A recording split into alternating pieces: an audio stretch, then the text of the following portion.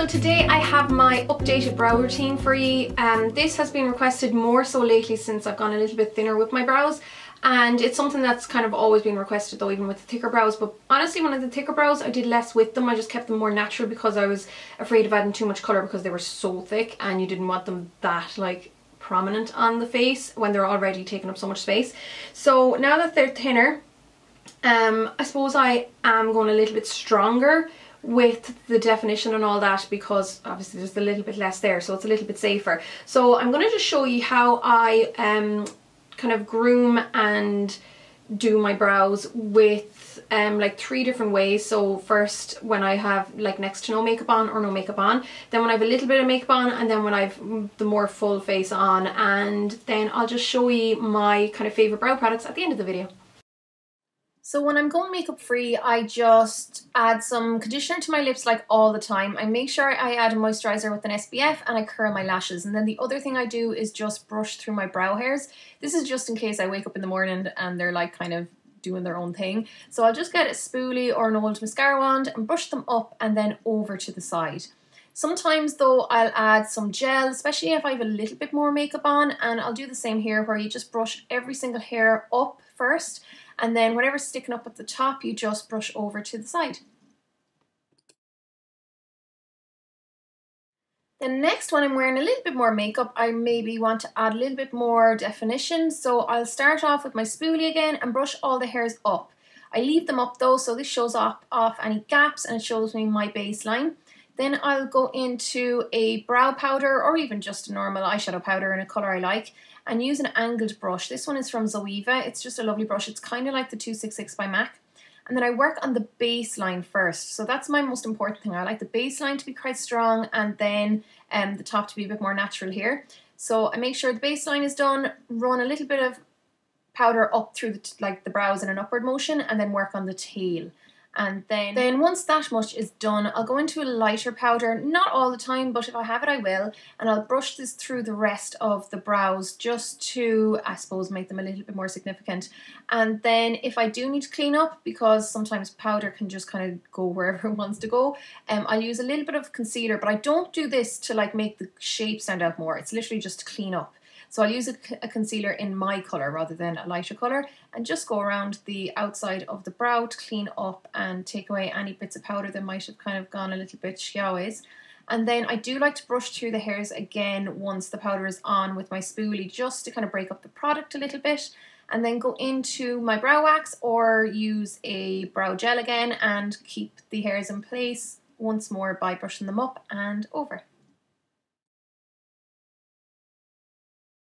Then for a much more dramatic brow, I would repeat what I just did in the second step with the powder, because I tend to like to do powder first and then pencil afterwards. So I would apply the powder first, then I'd go in with a pencil and I'd strengthen that baseline even more. So again, for me, it's more important to have the baseline strong than the top of the eyebrow. This just, I don't know, I kind of feel it's a much nicer kind of finish and shape.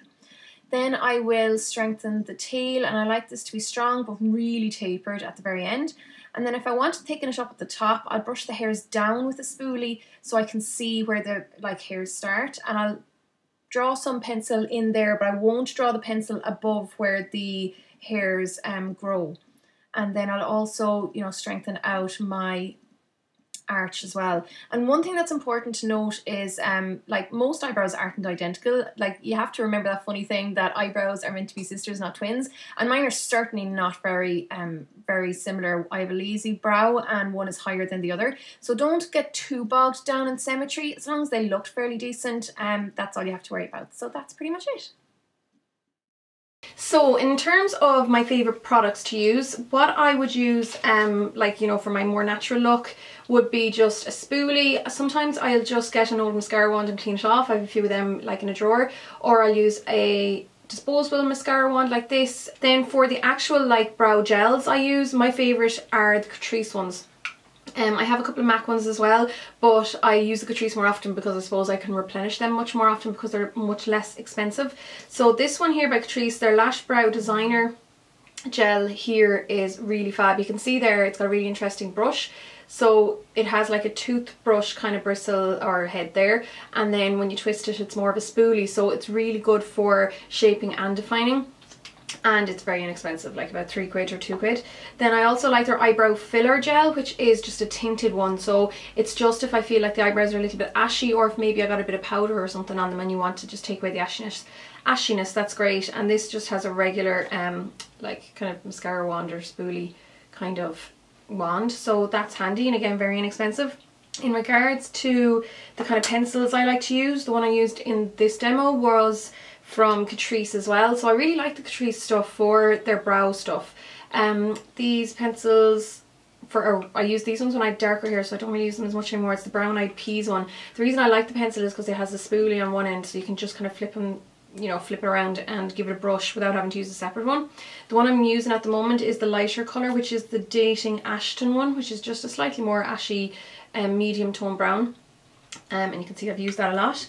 I also use the MAC brow pencils. Now I love these, absolutely love them, but at €17 a pop you use them very, very quickly and they have a tendency to break. So I use these mostly in my kit. I do use them on myself sometimes, but I do kind of find I use them more in my kit. Lingering is the colour I'd use at the moment. If I was going for something, like say if I wanted a dark colour in the tail of my eye, I might use like Spiked, or not maybe Stud, more like Spiked.